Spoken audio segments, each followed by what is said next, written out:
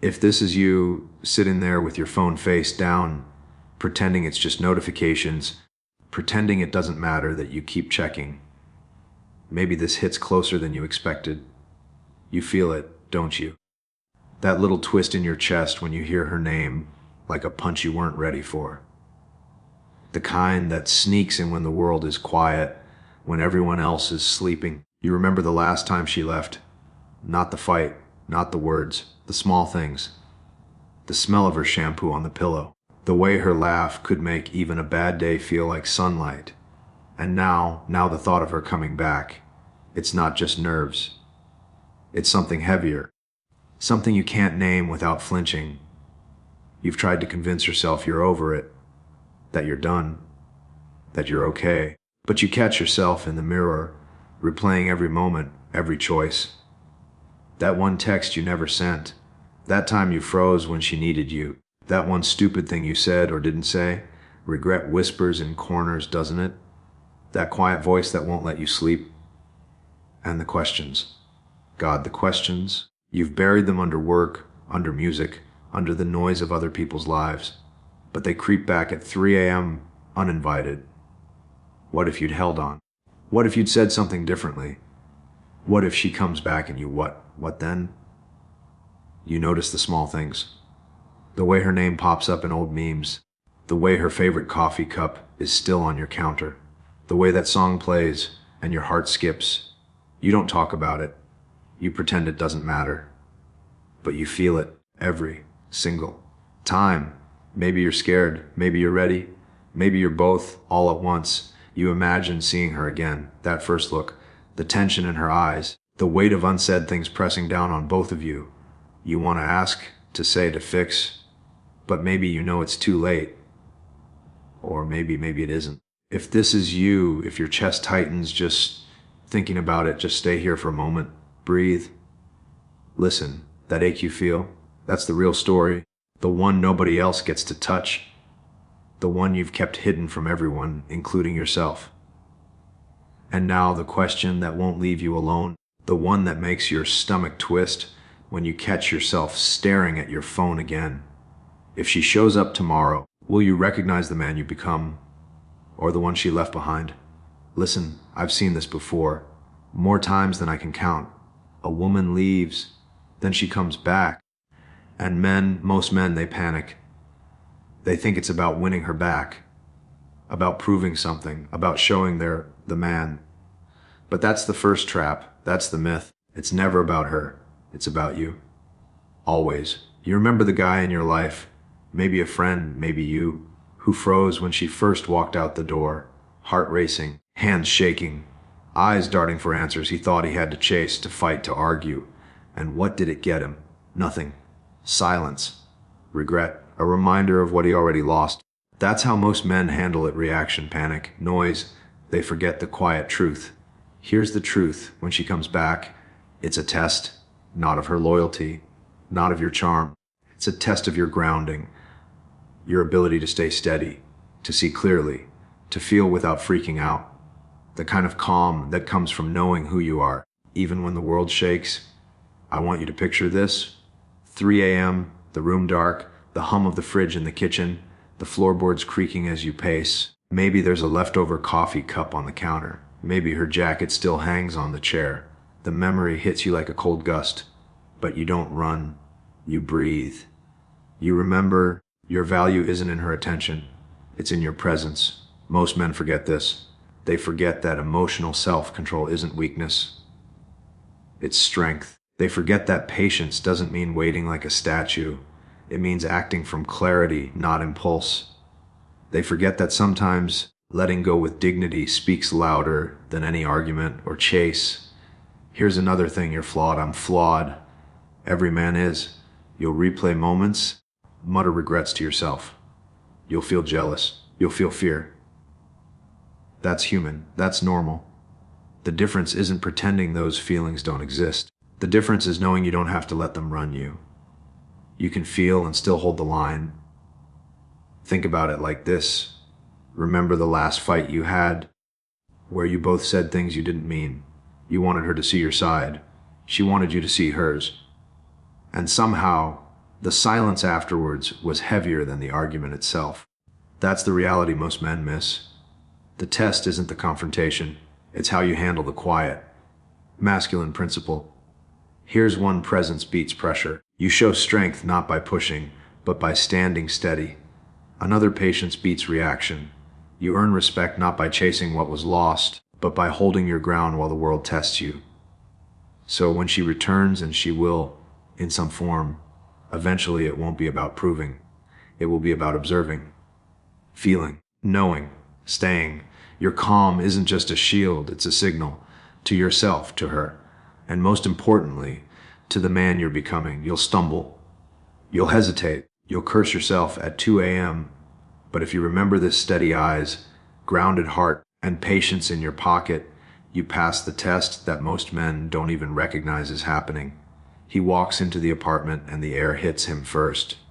Warm, slightly stale, like it hasn't been aired out in days. The floor creaks under his shoes, every step loud. Too loud, he freezes for a second, heart's beating too fast. The coffee cup she left on the counter, chipped edge still half full. He almost laughs, but it catches in his throat. Her voice, somewhere behind the closed bedroom door. Or maybe it's a memory, maybe it's the song on the radio. He can't tell. He stops. Breath catches. Hands in his pockets, gripping like he's holding on to something that's already gone. He remembers the last time. Her eyes, that flicker of doubt she tried to hide. Her hand brushing his shoulder before she walked away. That pause that stretched forever. The world shrunk down to that moment. He replayed it again and again. Alone. At 2 a.m. alone. The door creaks. She steps out. Same smile.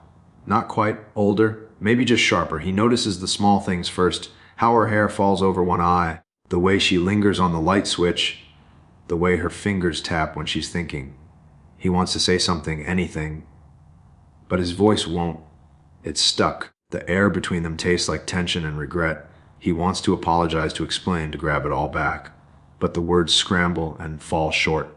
She waits. Just waits. Not angry. Not soft.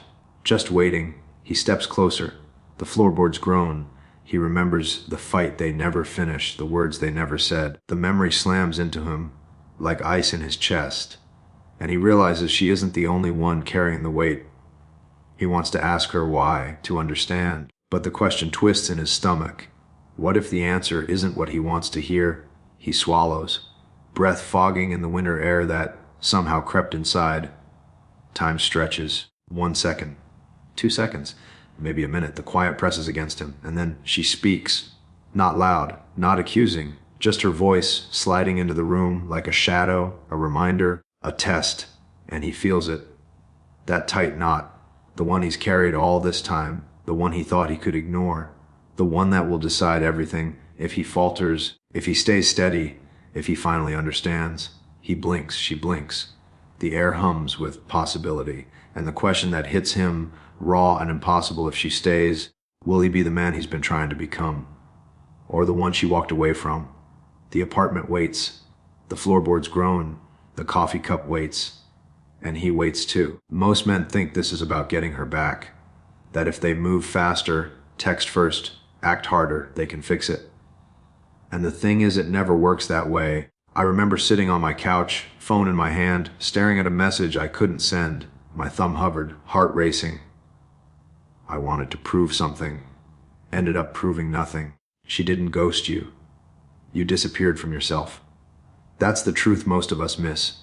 Another belief that showing emotion is weakness. Crying, admitting fear, hesitating, it's all treated like a loss of control. But here's the thing: control isn't about shutting down. It's about noticing yourself. Feeling without flinching. Once, I froze in the hallway as she packed a bag. I wanted to yell, to grab, to argue. Instead, I just stood there, listening, watching, feeling. That moment taught me more than any fight ever could. Attention is cheap. Respect is priceless.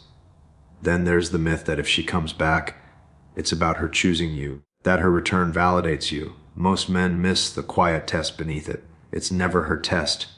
It's yours. Can you hold your ground? Can you feel the pull of old desire and still act with clarity? I remember walking past our old coffee spot weeks after we stopped talking. The smell of roasted beans, the clatter of cups. I almost turned back, but I didn't. I stayed outside, breathing, letting the memory pass without surrender. You don't lose her. You lose your own presence. The subtle sabotage comes from believing these things secretly in the quiet moments. Texting her too soon? Waiting anxiously for her call. Revisiting old conversations in your head until you can't tell memory from wishful thinking. You're not failing her. You're failing yourself by letting false beliefs steer you. Imagine this: you answer a knock at the door. It's her. Same smile, same spark, but different. You feel the old pull. That's when it hits. Your real test isn't winning her attention. It's not even proving your worth. It's standing there, present, steady, knowing who you are without the validation of anyone else. That's where the power lies. Most men think chaos proves passion. They think panic shows love. But real strength lives in noticing, in staying grounded when everything inside wants to spin. That's the awakening moment. When you finally see how quiet, steady awareness outruns any drama. Small gestures, tiny choices, split-second reactions, they reveal more than 100 texts. That's where men fail. Not because they didn't care, but because they didn't see clearly. They let myths decide the outcome instead of themselves. And here's the wake. Up when she returns, she's not the challenge. You are, not in a scary way, in a revealing way. Every heartbeat, every hesitation, every tiny impulse shows who you really are. The man who lets myths rule him, he'll trip every time. The man who notices, breathes, holds his ground. He walks through the door steady, unshaken, alive in a way that no return can ever take away. This is what he understands. Most men think a return means a chance to prove, to fight, to reclaim. The 1% headman knows better. He knows that a return is a mirror, not of her, but of him, of the man he's become while she was gone. He sees the pull, the tension, the old patterns begging him to react, and he doesn't. He watches instead, listens, breathes. This is how he leads, with presence, not pressure. He remembers the last time she walked out, how his chest twisted and hands shook. How every instinct screamed chase, chase, chase, but he stayed still. He let the room tell him the truth. That hum of the fridge, the faint scratch of the floorboards, the way her jacket hung. Small things, invisible to men who panic. But to him, those small things are a map back to himself. He chooses patience over panic. He remembers texting her at 2 a.m., wanting answers he wasn't ready to hear. The 1% headman swallows the urge. He waits. Not out of fear, not out of strategy, but because he values his own rhythm, his own energy, over the noise of anticipation. He knows clarity is a muscle. You don't build it by reacting, you build it by observing.